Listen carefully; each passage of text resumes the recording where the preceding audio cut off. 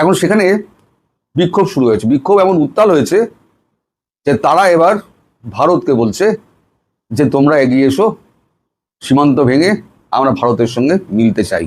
আমি কিছুদিন আগে একটা ভিডিওতে বলেছিলাম যে আমাদের প্রতিরক্ষা মন্ত্রী রাজনাথ সিং বলেছেন পিওজেকে হেঁটে হেঁটে আমাদের কাছে আসবে, আমি বলেছিলাম এটা। গতকালকে বিভিন্ন কাগজে এটাকে ছড়িয়ে পড়েছে ভারতবর্ষের, যেমন আনন্দবাজার লিখছে ভারতের সাহায্য চাই, পাক অধিকৃত কাশ্মীরে দাঁড়িয়ে বললেন স্থানীয় নেতা, আঙুল তুললেন ইসলামাবাদের দিকে। আমি 4 লাইন শুধু পড়ছি, বেশি পড়বো না। ভারত পাকিস্তান প্রশাসনের দমন পীড়ন বেড়েই চলেছে, এই পরিস্থিতিতে ভারতের সাহায্য চাই, পাক অধিকৃত কাশ্মীরে দাঁড়িয়ে এমনটাই বলতে শোনা গেল সেখানকার জয়েন্ট অ্যাকশন কমিটি নেতা সর্দার আমন খানকে। তিনি জানিয়েছেন পাক অধিকৃত কাশ্মীরে প্রতিবাদীদের দমন করতে রেশন প্রয়োজনীয় সামগ্রী বন্ধ করেছেন। নয়াদিল্লিকে সাহায্য পাঠানোর জন্য আর্জি জানিয়েছেন তিনি। নিয়ন্ত্রণ রেখা বরাবর ভারতে প্রবেশের পথ খুলে দেওয়ার কথা বলেছেন তিনি। তার দাবি পাক অধিকৃত কাশ্মীরে পরিস্থিতি আরও খারাপ হলে বাসিন্দারা চাইলে তারা ভারতে প্রবেশ করতে যেতে পারেন, তার ব্যবস্থা করা উচিত। আমনের সেই বক্তৃতার ভিডিও সমাজ মাধ্যমে ছড়িয়ে পড়েছেন। এখন এই যে খাদ্য, রেশন, ওষুধ, সমস্ত কিছু, ইলেকট্রিসিটি সব কিছু বন্ধ করে দিয়েছেন।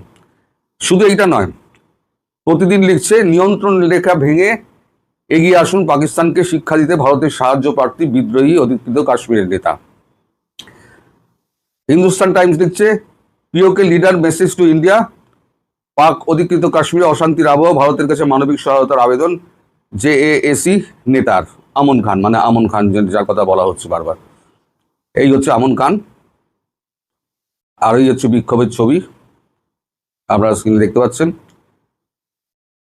এখন এরা যদি কোনোভাবে সীমান্ত ভেঙে এগিয়ে আসে, অথবা এই সুযোগটা যদি ভারত কাজে লাগায়, তাহলে পরে কি হবে? তাহলে পাকিস্তানের ভেতরে বুটস অন গ্রাউন্ডস হবে। আর পাকিস্তান জানে যে যদি এটা হয় তাহলে পরে পাকিস্তান টিকতে পারবে না। শুধু তো পিওজেকে নেবে না, তার সঙ্গে গিলগিট বালতিস্তান নেবে, তার সঙ্গে আপনার নেবে, সিনকে স্বাধীন করে দেবে, কারণ সিন তো বহুদিন ধরে স্বাধীনতা চাইছে, সিনকে স্বাধীন করে দেবে, খাইবার পাখতুনখোয়াটা নিয়ে নেবে। তাহলে পড়ে থাকবে কি? ওদিকে আপনার পশ্চিমদের একটা আলাদা যে ডিউরান্ড লাইন ছিল ওটাকে ভাগ করে দিয়ে দেবে, পশ্চিমদের ঝামেলা মিটিয়ে দেবে, বালুচ লিবারেশন আর্মিকে, বালুচিস্তানকে স্বাধীন করে দেবে। পড়ে থাকবে শুধু পাঞ্জাব প্রদেশ নিয়ে, পাঞ্জাবের লাহোর। এরা কথায় কথায় বলে না, जिसे লাহোর নেই দেখা उससे দুনিয়া নেই দেখা।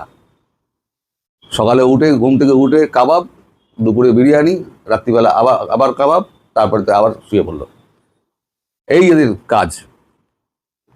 তো এখন ভারত যাতে এখানে না ঢুকতে পারে তার জন্য এই বাংলাদেশকে প্রক্সি হিসেবে ব্যবহার করতে চাইছে পাকিস্তান। কারণ পাকিস্তান মনে করছে ভারত দুটো ফ্রন্ট একসঙ্গে খুলবে না। যদি বাংলাদেশ থেকে ওরা আক্রমণ করে, মানে পাকিস্তান আক্রমণ করে, তাহলে পাকিস্তানকে মারার জন্য ভেতরে বুটস অন গ্রাউন্ডস করবে, যেটা আমি আগে বলেছি আপনাদের, বুটস অন গ্রাউন্ডস করবে। বুটস অন গ্রাউন্ডস করলে তাদের সৈন্য এদিক ওদিক করে, যার জন্য তারা এলাকা ফিলাকা দেখে রাখছে। আপনাদের আবার 8800 সব কুম্পু, তারপরে কি সব শিখছে না তারা এসে লড়বে ইন্ডিয়ান আর্মির সঙ্গে। ইন্ডিয়ান আর্মি যে কি জিনিস সেটা জানে না, তারা এসে লড়বে। মোটামুটি একটা জিহাদি সংগঠন তৈরি করছে 8800কে দিয়ে, আরো নেওয়া হচ্ছে। তাহলে কি হবে? ওদিকে যতই ওরা চেঁচাক না কেন, তাহলে পরে ওদের চেঁচারিটা থেমে যাবে, যে ভারত তো একদিকে আক্রমণ করে দিয়েছে, তাহলে এদিকে যাবে না। এখন কি অবস্থা? এই যে LOC, line of control, line of actual control নয়, কিন্তু লাইন অফ কন্ট্রোল যেটা রয়েছে, ধরুন এই হচ্ছে লাইন অফ কন্ট্রোল। আগে কি হতো? এই দিকে সেনা, ভারতের দিকে সমস্ত পাকিস্তানি সেনা নল লাগিয়ে বসে থাকতো আর কামান লাগিয়ে বসে থাকতো। এখন হয়েছে কি? এখন এই দিকে একটা ভারতীয় সেনা ভারতের দিকে লক্ষ্য করে, আর এদিকে একটা পিওজেকের দিকে লক্ষ্য করে, মানে দুটো ভাগ হয়ে গিয়েছে।